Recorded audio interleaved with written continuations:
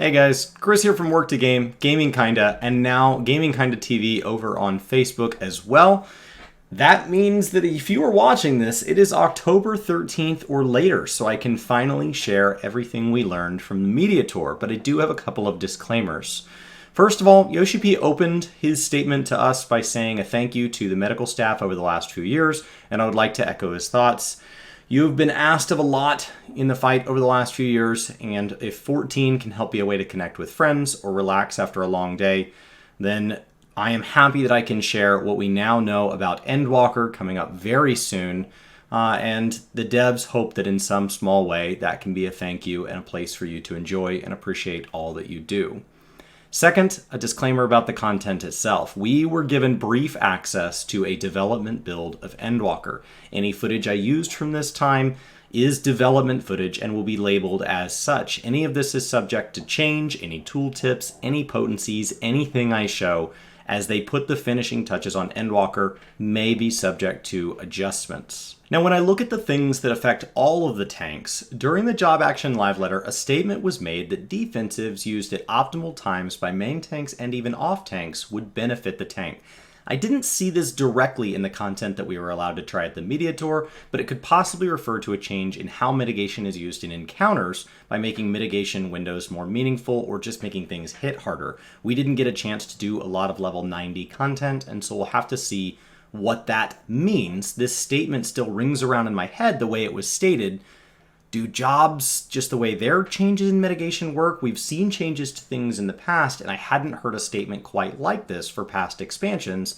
So either I'm misremembering the way they've always presented these changes in the past, or I'm just not understanding quite yet what this means in how this is drastically different than any other time we've added or changed defensives moving into an expansion. The second statement was that ranged abilities no longer break combos for tanks or melee jobs. This is massive. Having tried every single job during the media tour, I can tell you that if I broke a combo, I now knew for a fact it was my fault.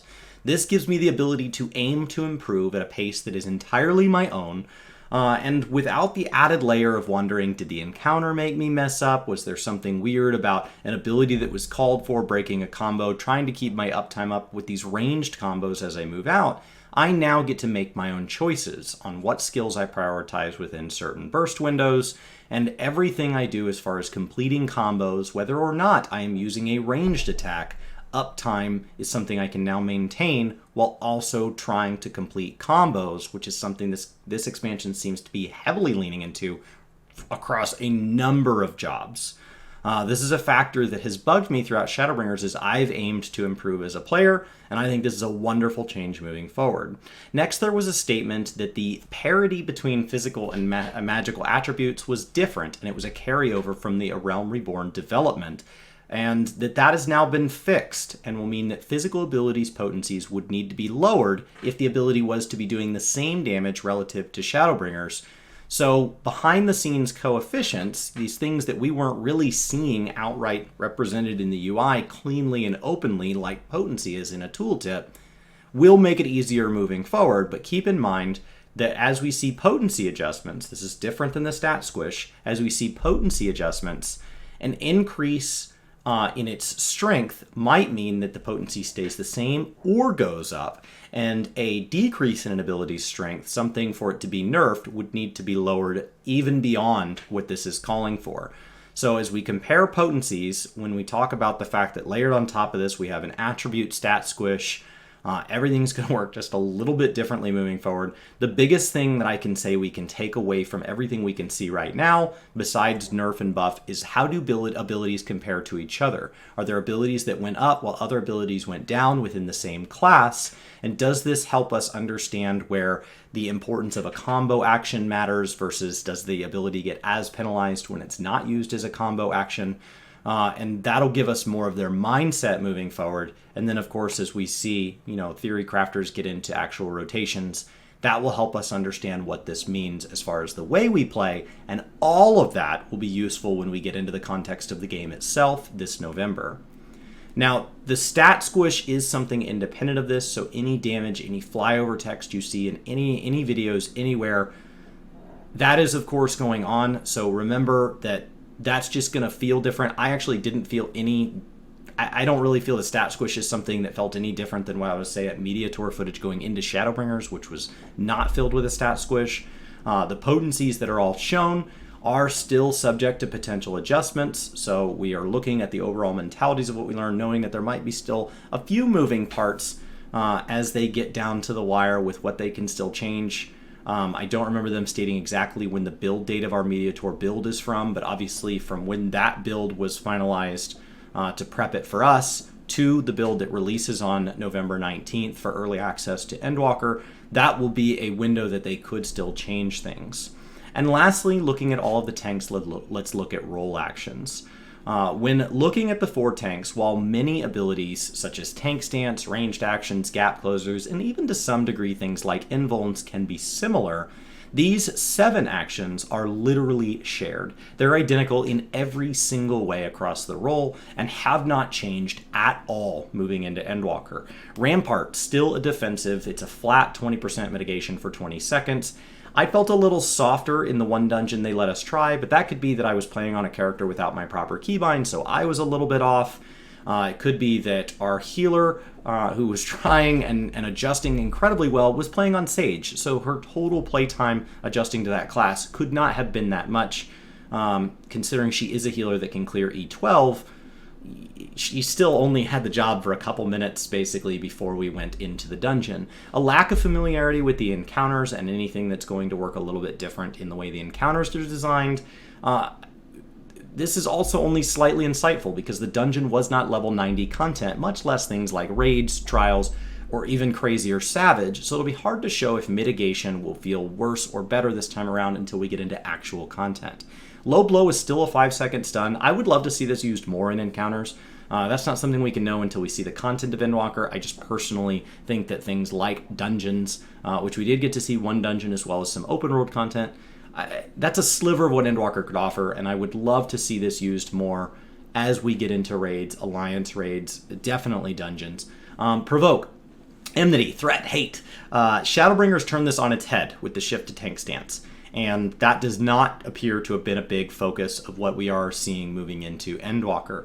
We're largely going to see that the same as Shadowbringers. It's the same 30-second cooldown, so if anything feels different as far as your ability to shift between main tank and off tank, especially as we talk about tank swaps where you're trying to rotate which tank is in charge, that's all going to likely feel different from the rotation side of things, which some jobs rotations this expansion changed a lot more than others. Interject, like low blow, I honestly just hope it gets used more. I think interrupts are not nearly used as often in this game as I would like them to be. I think they're something that adds an unpredictable additional task you need to do in your rotation, especially in content like dungeons, which don't have a harder mode available. Casual beginner players would just get hit by it. No big deal. They just have to pull slower because they're getting hit by extra stuff. Players that are willing to optimize that a little bit have one additional thing that they can practice doing.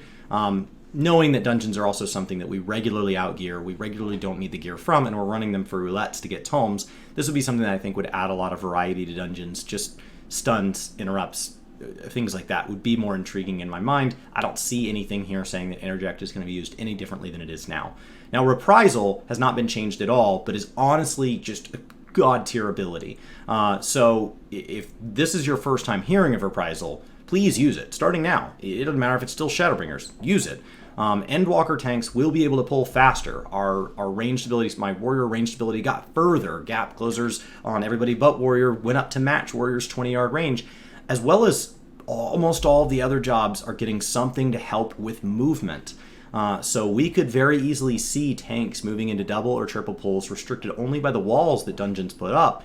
And this, when you get a big AoE pull in, reduces all nearby enemies by 10%. So it's just a flat reduction in damage. And you pair that with arm's length. It hasn't changed as well, but it is also an incredible thing for AoE pulling. It is likely the most understood ability in this section for new tanks or players coming over from another game who are simply misreading the terminology. In raids, this is usually used for anti-knockback, so I think we have that pretty well in hand as a community. It, however, works very similar to reprisal in dungeons when you pull big. It adds slow to enemies. In 14, the ability to reduce somebody's speed from movement is called heavy. Heavy gets placed on you, heavy gets placed on a mob, whatever. Heavy is what adjusts the movement speed. But if you are looking at swing speed, this is what slow means. And so when you have a lot of guys swinging at you repeatedly, this slows down how often they swing, which is going to reduce the number of times you're getting hit per second in these big pulls. So that's arm's length is still an incredible thing to use in dungeons. It's just you're not using it typically for the anti-knockback. You'd be using it for this ability to slow down how often a bunch of little guys hit you. Lastly, Shirk. Didn't change. I've never really needed this ability outside of Savage or Extreme. So unless the tanks are having to swap back and forth who's main tank in a tank swap mechanic, it's not an ability that I see typically used very much. It doesn't seem it's changed. So until we can get Savage, we won't really know how it feels switching threat versus this expansion. Obviously, everybody's learned to manage to clear all the content just fine. And that's the role actions. So nothing crazy for how this is going to impact any one of the tanks, much less all of the tanks. But I don't worry for individual tank changes being something that's going to feel like you don't know how to play your tank. We don't yet know everything that's going to feel different from playing Shadowbringers at level 80 versus Endwalker at 90. But as a general rule, I think when we look at the tanks as a whole, I don't see anything here in the broad category of tanks that's going to drastically change the way you play. It's mostly going to be in the individual changes that change your rotation, where you feel that your identity shifts any at all per tank.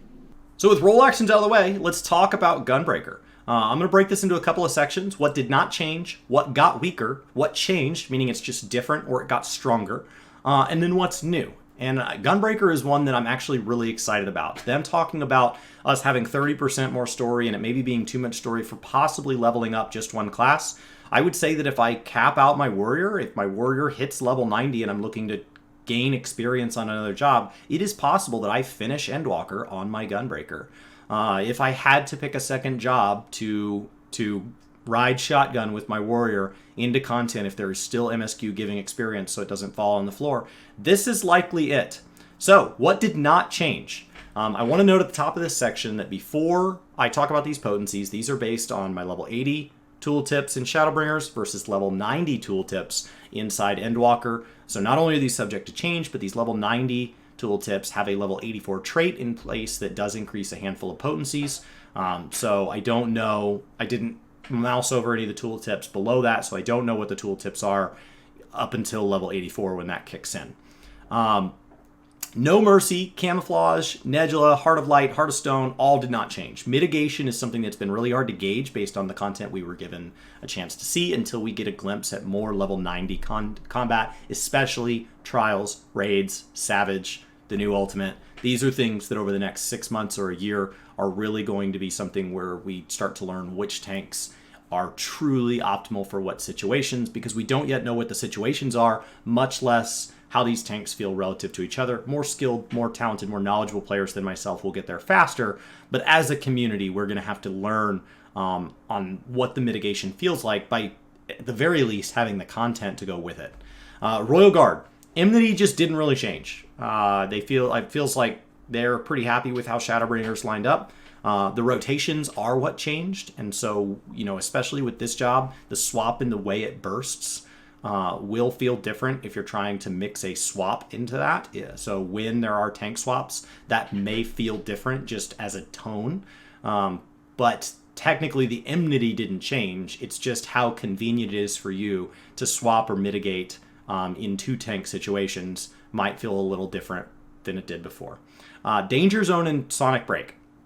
They didn't get a reduction, which, when we think about the fact that they said physical skills would go down so that they were in line with magic because they were adjusting this kind of back-end coefficient that was there that we never saw, we don't know how much that reduction was, but we expect tanks and melee and phys ranged across the board to see a lot of reductions.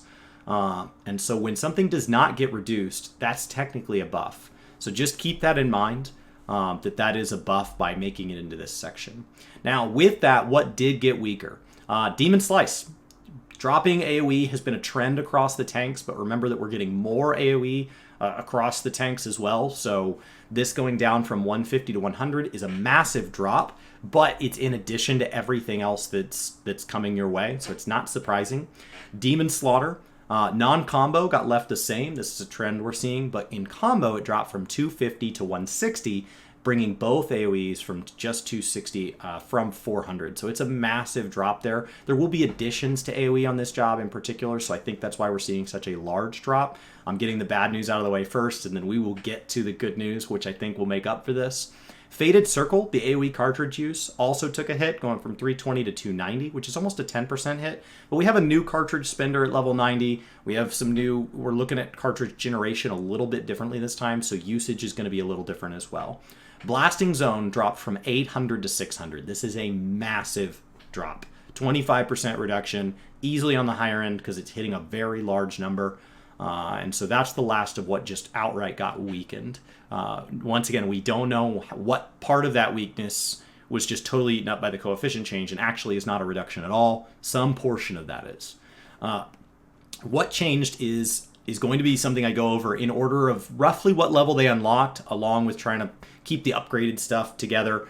So the order here is going to be a little all over the place, and I do want to remind everybody that there is a trait at level 84 that's increasing some base potencies, so I'm not exactly sure what they were before, but so if anybody's theory crafting for sub-level 84 content based on this, potencies may be a little bit off. And that's assuming that none of this changes, which we expect it to. Keen Edge went from 200 to 210, which is a 5% increase. We're seeing this on a handful of things. Gunbreaker is definitely not an exception to that. Brutal Shell went up by 10% to 110, but the combo damage went down by 10% to 270. And that is the pattern across the board, making the skill floor go down, and then because there are more things waiting on the other side of the combo, you're getting less perk for the combo itself in raw potency, but then you're getting access to cooler, shinier things. So the skill ceiling is rewarding you in bigger, shinier abilities, getting to the reward for combos, getting more gauge, getting more cooldowns, or whatever the job may offer. So the reward for the skill ceiling is on that end, not in just raw potency. Solid Barrel.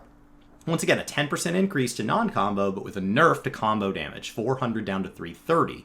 But as a 3-part combo, when not using Gnash and Fang, keep in mind we will add a new ability afterwards, so the total combo is actually getting one longer. But the base combo here we're seeing go to 810 from 900. So it is a 10% drop, but the full rotation context is changing, so just keep that in mind. And honestly, the numbers here are not as important as what's happening to the rotation and what these abilities mean, and I think there's a lot being added to Gunbreaker here. Lightning Shot is interesting that it did not get reduced to other tanks and got a range increase to 20 yalms. So we are seeing gap closers and ranged attacks jump to 20 yalms, and ranged attacks no longer break combo. That is a massive buff across the board, in my opinion, as far as how useful they are. Burst Strike potency dropped from 400 for a 20% drop, but it's now getting a continuation after this cast, and we'll talk about that in a little bit. So it'll feel better. Aurora gained a second charge.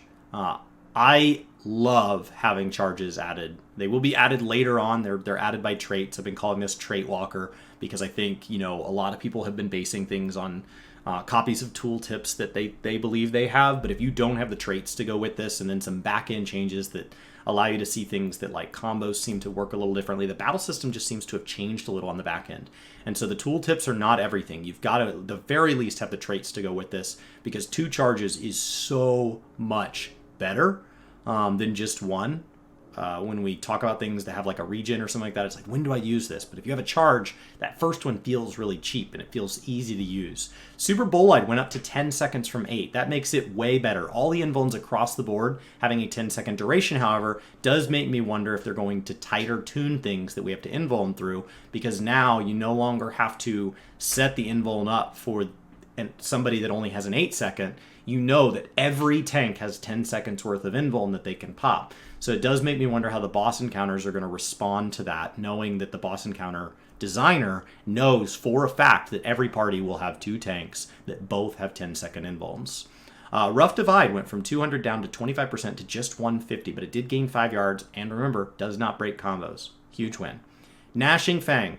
This ability dropped from 450 to 360, but honestly, when we look at the way continuation feels and all this combo, the Gnashing Fang combo also is less buttons because this button is going to be pulling a much heavier duty. It's not full PvP action. We'll get there. But just hold that thought. Savage Claw and Wicked Claw. Okay, these are those buttons. They now share a button with Gnashing Fang. They drop from 550 to 440, 650 to 520. With those is continuation. This is going to be probably the single biggest change you will feel on this job, especially when you're talking about all content, synced content. This is just going to feel different across the board. On its own, continuation doesn't really feel that different, but it will be used after Burst Strike, and Gnashing Fang and it are now going to alternate. So it's not dropping to a one-button combo, but what will happen is before you used to use Gnashing Fang to continuation, to Savage Claw to continuation, to Wicked Claw to continuation.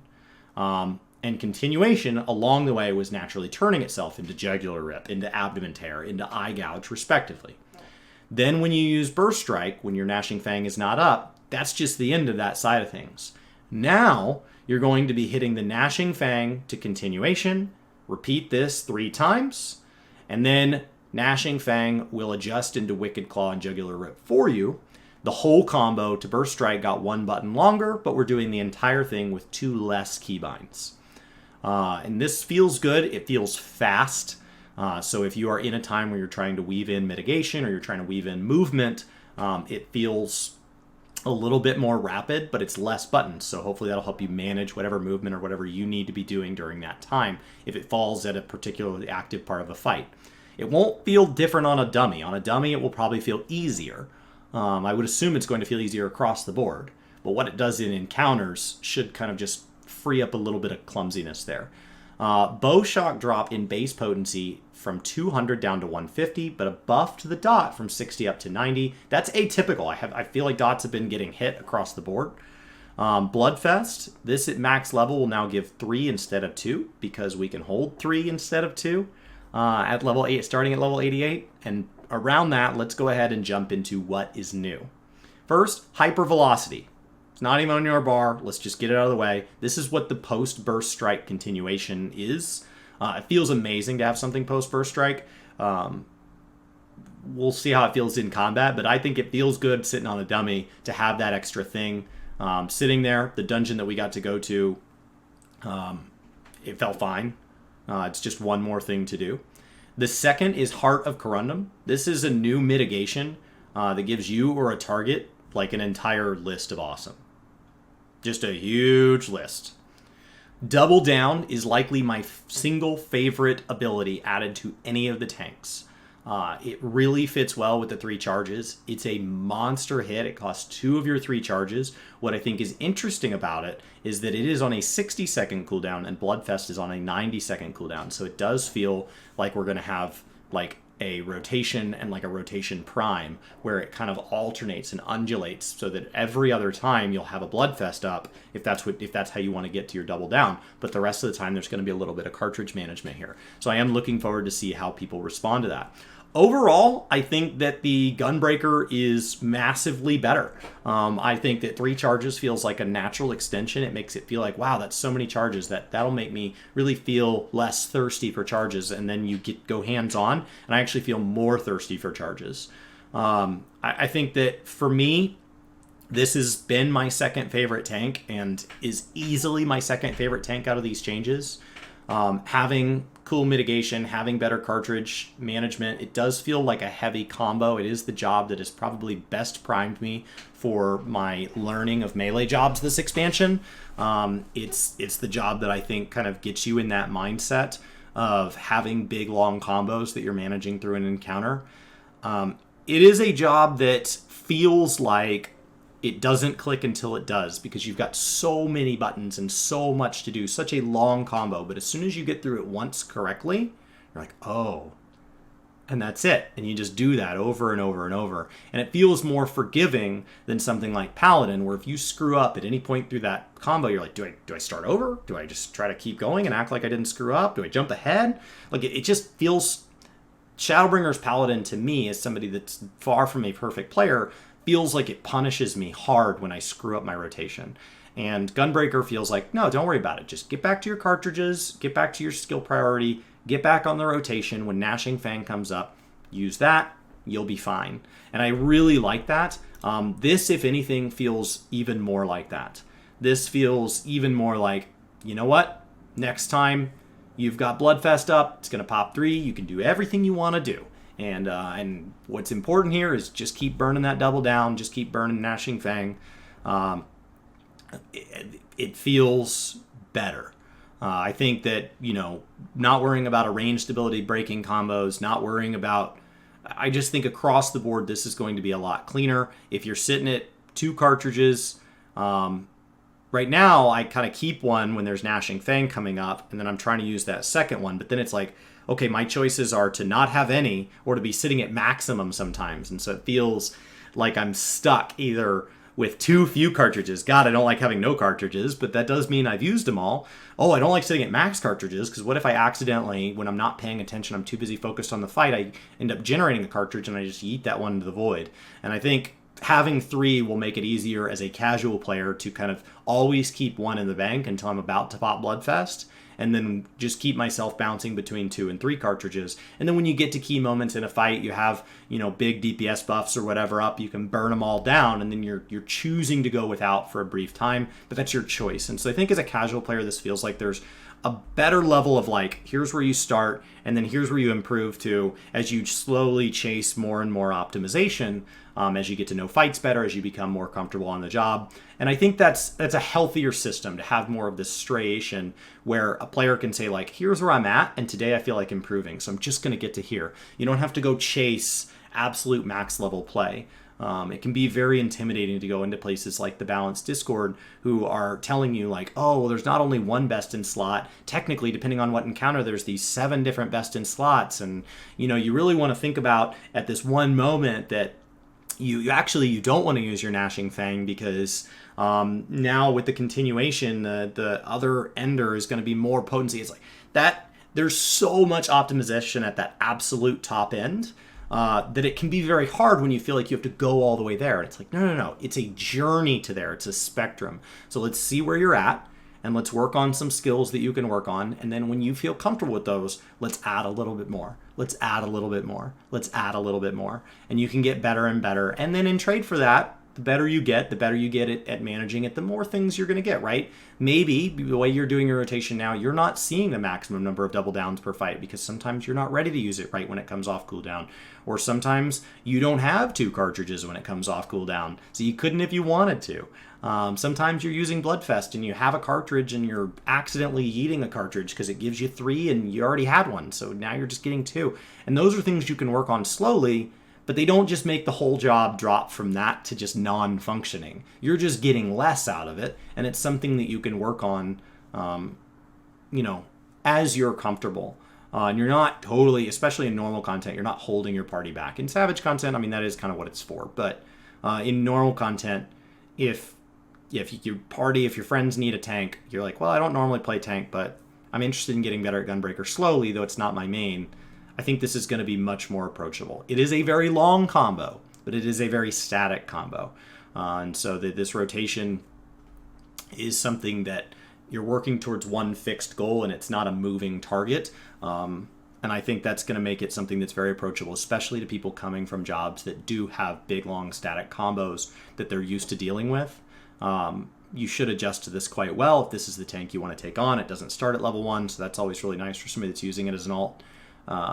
So it's not what I would recommend. I think Paladin or Warrior is still going to be what I'd recommend as the starting tank. If you know you're going to want to tank Savage and you've never tanked before, I would probably still lean towards Warrior. But if you're just really passionate about Gunbreakers, I think it's awesome. What I would say is I hope they have really, really cool new Gunblades for this.